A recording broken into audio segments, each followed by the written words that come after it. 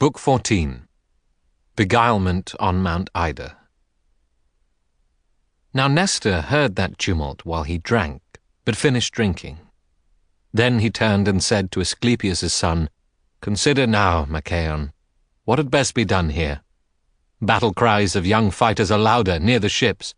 As for yourself, be easy, drink my wine, till Hector has a cauldron warmed and bathes your clotted blood away.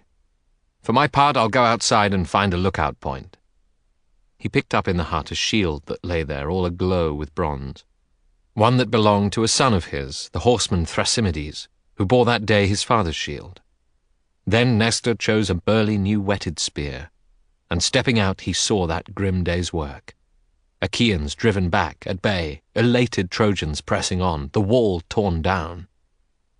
As when the open ocean rises in a leaden smooth groundswell, forerunner of high winds, a rocking swell directionless that neither rolls nor breaks until the blow comes on from Zeus, just so the old man pondered, with divided mind, whether to turn toward the Danaan mass or find and join Lord Marshal Agamemnon.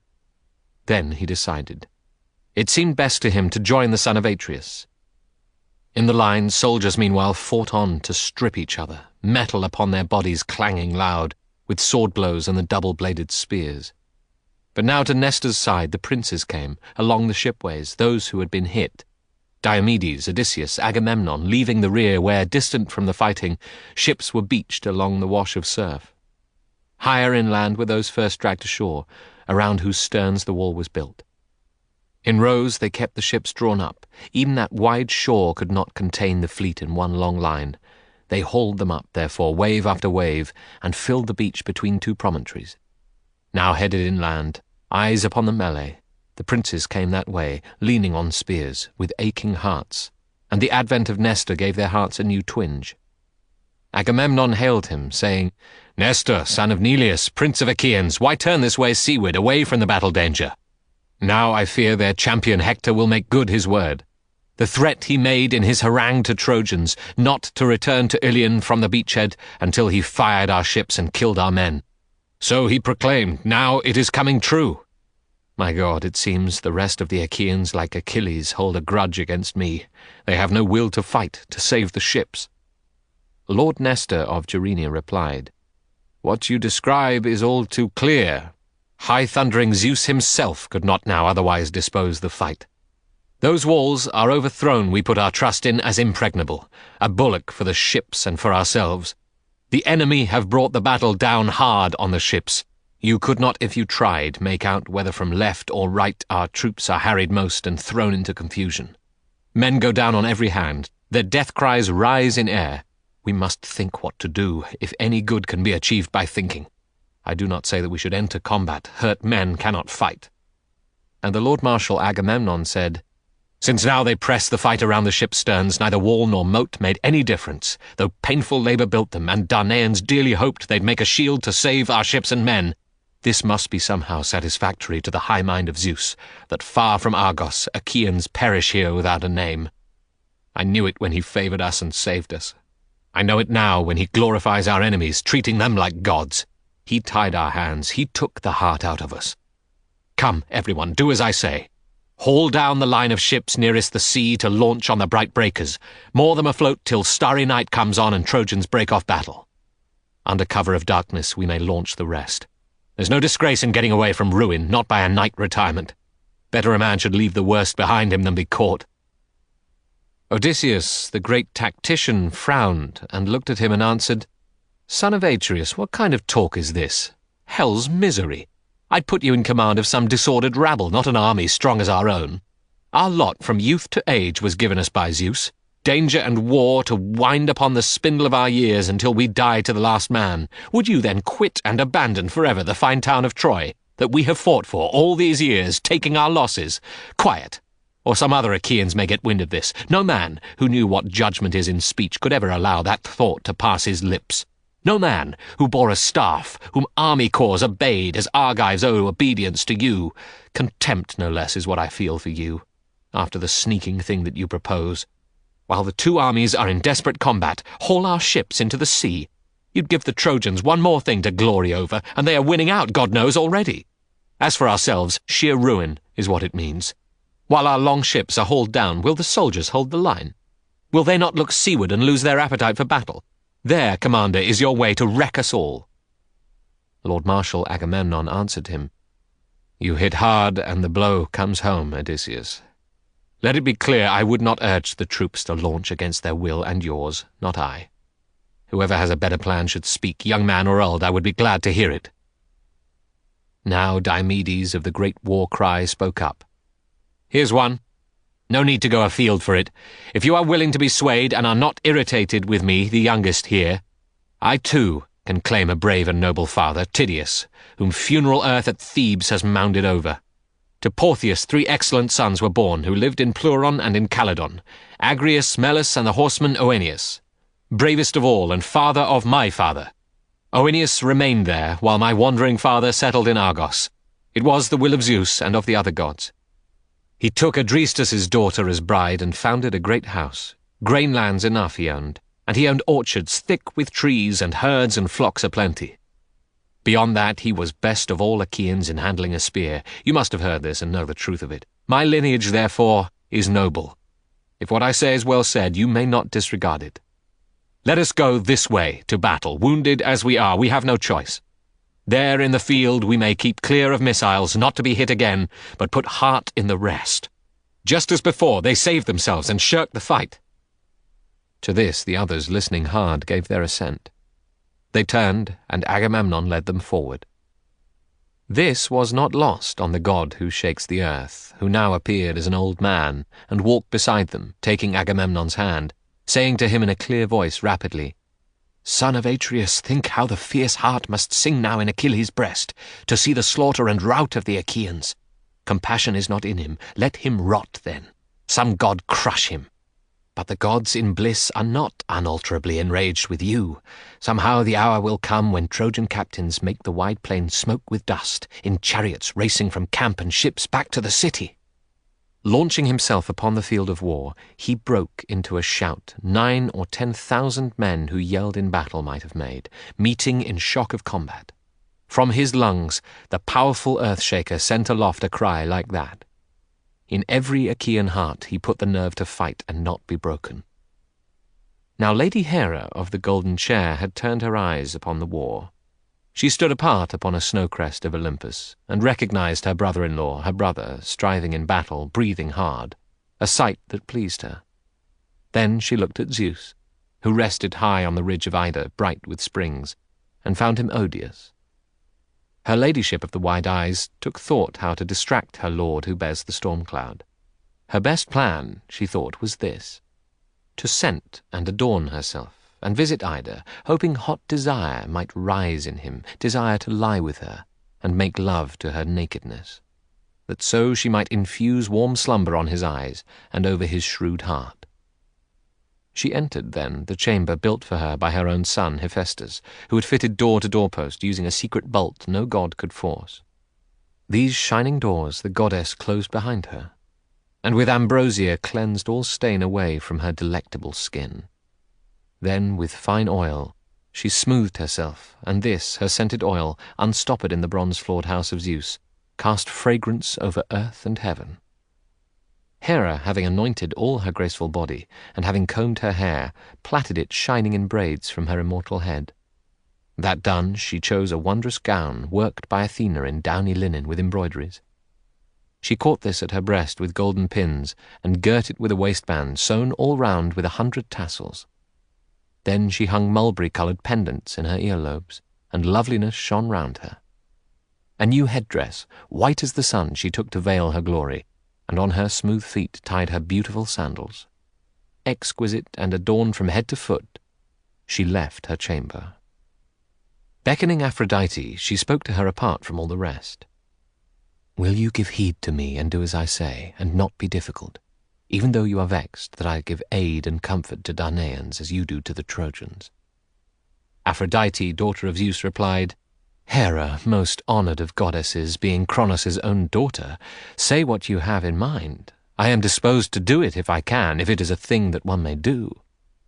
And Lady Hera, deep in her beguilement, answered, "Lend me longing, lend me desire, by which you bring immortals low, as you do mortal men. I am on my way to kind earth's bourne, to see Oceanus, from whom the gods arose, and mother Tethys. In their great hall they nurtured me, their gift from Rhea, when Lord Zeus of the wide gaze put Cronos down deep under earth and sea. I go to see them and compose their quarrel, estranged so long, they have not once made love since anger came between them. Could I coax them into their bed to give and take delight, I should be prized and dear to them forever. Aphrodite, lover of smiling eyes, replied to her, It is not possible, and not expedient either, to deny you, who go to lie in the great arms of Zeus. Now she unfastened from around her breast a pieced brocaded girdle. Her enchantments came from this, allurement of the eyes, hunger of longing, and the touch of lips that steals all wisdom from the coolest men. This she bestowed in Hera's hands, and murmured, Take this girdle, keep it in your breast. Here are all suavities and charms of love. I do not think you will be ineffective in what you plan. Then wide-eyed Hera smiled, and smiling put the talisman in her breast. Aphrodite entered her father's house, but Hera glided from Olympus, passing Pieria, and cherished Emathia, flashing above the snowy-crested hills of Thracian horsemen. Never touching down, she turned from Athos over the sea waves to Lemnos, to the stronghold of old Thoas. Here she fell in with Sleep, brother of Death, and took his hand and held it, saying warmly, Sleep, sovereign of gods and all mankind, if ever you gave heed to me before, comply again this time, and all my days I shall know well I am beholden. Lull to sleep for me the shining eyes of Zeus as soon as I lie down with him in love. Then I shall make a gift to you, a noble, golden, eternal chair. My bandy-legged son Hephaestus by his craft will make it, and fit it with a low footrest where you may place your feet while taking wine. But mild sweet Sleep replied, Most venerable goddess, daughter of Cronos, great of old among the gods who never die, I might easily lull another to sleep, yes, even the ebb and flow of cold Oceanus, the primal source of all that lives. But Zeus, the son of Cronos, no, not I. I could not venture near him, much less lull him, unless by his command. One other time you taught me something, giving me a mission, when Heracles, the prodigious son of Zeus, had plundered Iliad and come away. That day, indeed, I cast my spell on the father's heart. I drifted dim about him, while you prepared rough sailing for the hero. In the open sea you stirred a gale that drove Heracles on Cos Island, far from friends. Then Zeus woke up and fell into a fury, and hurled the gods about his hall, in quest of me above all. Out of heaven's air into deep sea, to be invisible forever he would have plunged me, had not night preserved me, all-subduing night, mistress of gods and men. I fled to her, and he, for all his rage, drew back for fear of doing a displeasure to swift night. A second time you asked me to perform something I may not. But to this she answered, Why must you dwell on that unhappy day? Can you believe that Zeus, who views the wide world, will be as furious in defense of Trojans as for his own son Heracles? No, no. Come, I should add, my gift to you will be one of the younger Graces for a mistress, ever to be called yours. In eager pleasure, Sleep said, Swear by Styx, corroding water, place one hand on earth, grassland of herds, and dip your other hand in dazzling sea. All gods with Cronos in the abyss attest that I shall marry one of the younger Graces, Pasithea, the one I have desired all my living days. Without demur, Hera, whose arms shone white as ivory, took oath as he demanded. Each by name she called on all the powers of the abyss, on all the Titans. Then when she had sworn, these two departed in the air from Lemnos, putting on veils of cloud-rack, lightly running toward Ida, mother of beasts and bright with springs. At Lectum promontory from the sea they veered inland and upland. At their passage tree-tops were in commotion underfoot. But Sleep soon halted and remained behind before he came in range of Zeus's eyes. He mounted a tall pine, the tallest one on Ida, grown through mist to pierce the sky. Amid the evergreen boughs he hid and clung, and seemed that mountain thrush of the clear tone, called Chalcis by the gods, by men Simindis. Hera swept on to Gargaron, Ida's crest, and there Zeus, lord of clouds, saw her arrive.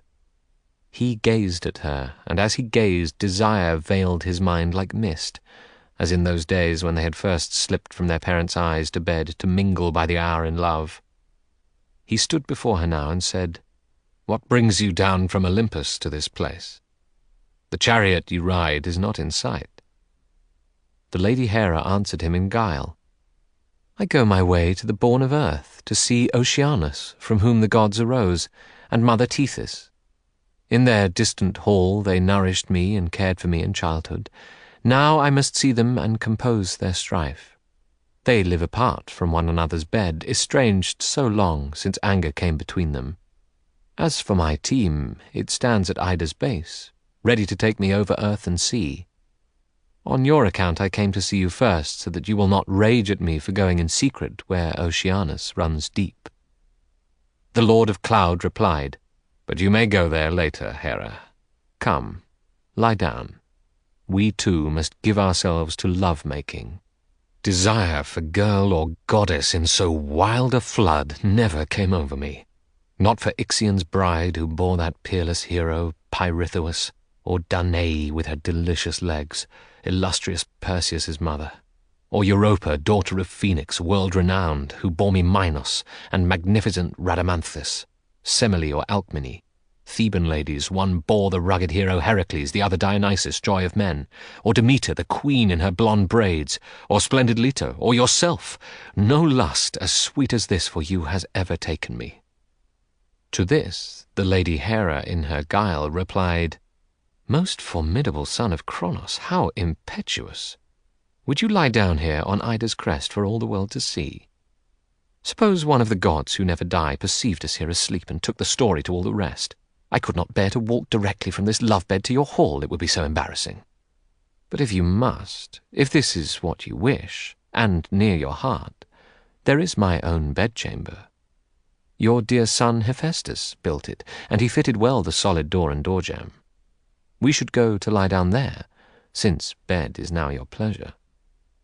But the Lord Marshal of Stormcloud said, "No fear this act will be observed by god or man. I shall enshroud us in such golden cloud, not even Helios could glimpse us through it, and his hot ray is finest at discerning." At this he took his wife in his embrace, and under them earth flowered delicate grass and clover wet with dew. Then crocuses and solid beds of tender hyacinth came crowding upward from the ground.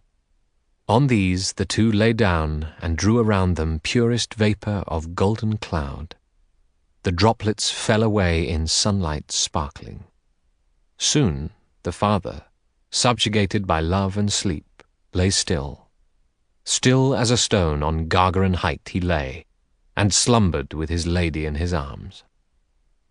The god of sleep went gliding to the beachhead, bearing word to the god who shakes the earth. He halted at his side and swiftly said, "Warm to your work now, comfort the Danaans, even award them glory in the fight. For a while, at any rate, while Zeus is sleeping, now that I've wrapped him in a night of sleep. Hera beguiled him into making love." And he was gone into far lands of fame when he had stirred Poseidon to fight harder.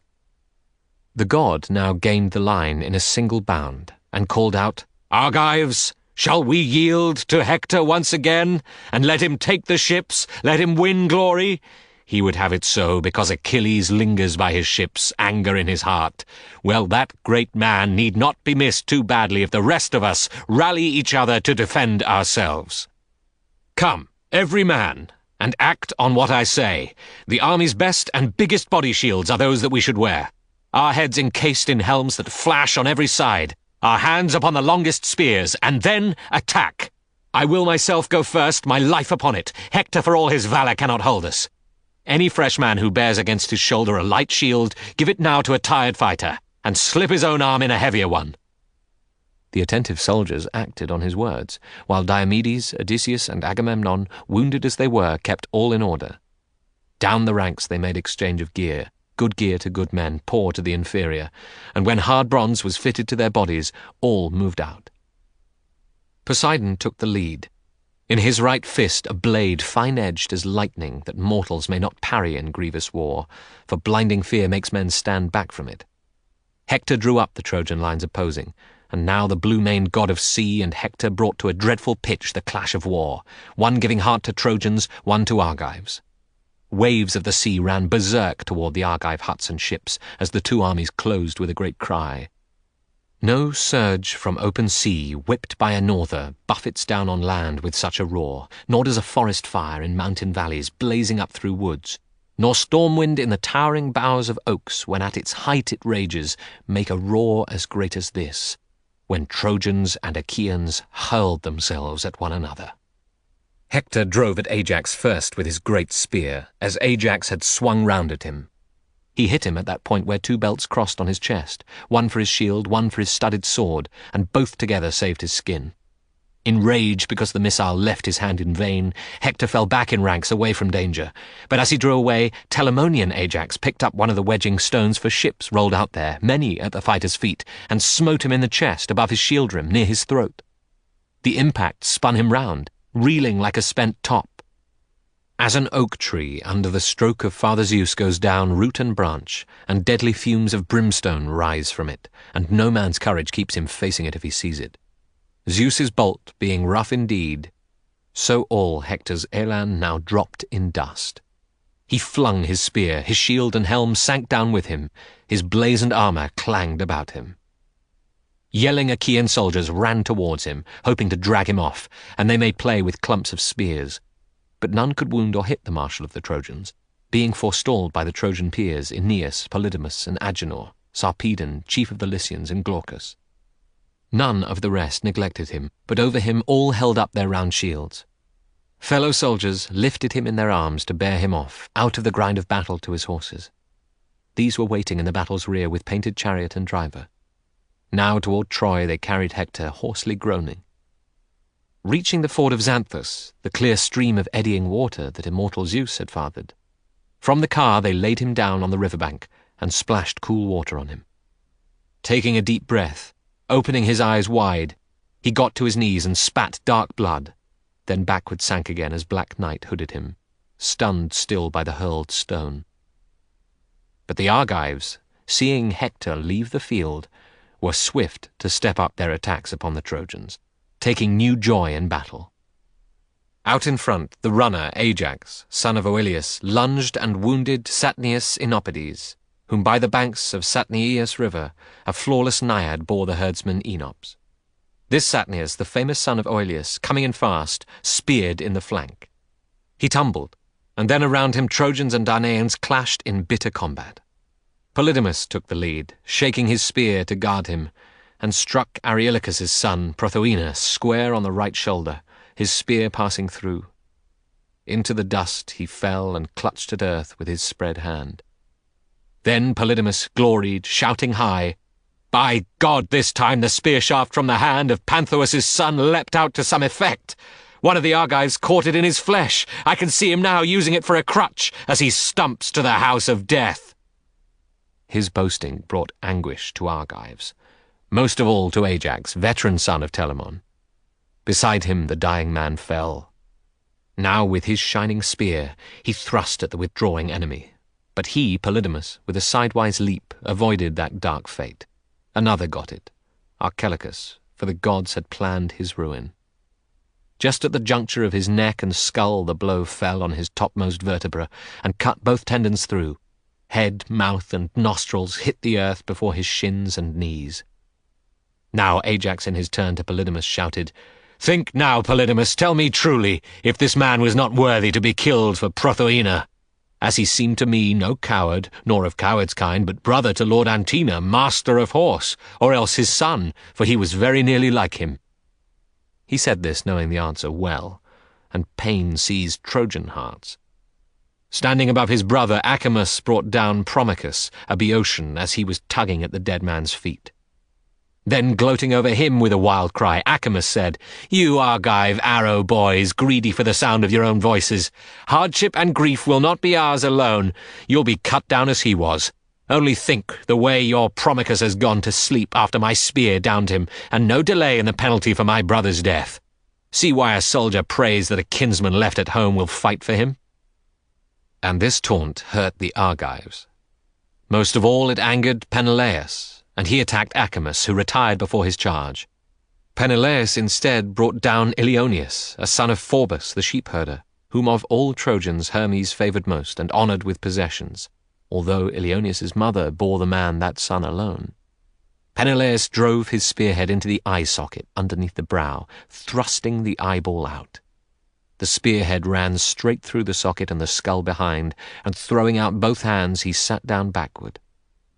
Peneleus, drawing his longsword, chopped through the nape, and set the severed helmeted head and trunk apart upon the field. The spear remained in the eye socket. Lifting up the head by it, as one would lift a poppy, he cried out to the Trojans, gloating grimly, "Go tell Ilioneus's father and his mother for me, Trojans, to mourn him in their hall. The wife of Promachus, Alegenor's son, will not be gladdened by her husband's step that day when we Achaeans make home port in the ships from Troy." And the knees of all the Trojans were shaken by a trembling as each one looked for a way to escape breathtaking death. Muses in your bright Olympian halls, tell me now what Achaean most excelled in winning blood-stained spoils of war when the Earthshaker bent the battle line. Ajax Telamonius cut down the Mysian leader, Hirtius Gotaides. Antilochus killed Murmerus and Phalces, Meriones, Morris and Hippotion, Teucrus, Prothoon and Periphetes. After that Menelaus hit Hyperena's flank, and the spearhead spilt his guts like water. By the wound slit, as by a doorway, life left him in haste, and darkness closed his eyes. But Ajax, the swift runner, son of Oileus, killed more than any. None could chase as he could. A soldier panicked in that God-sent rout.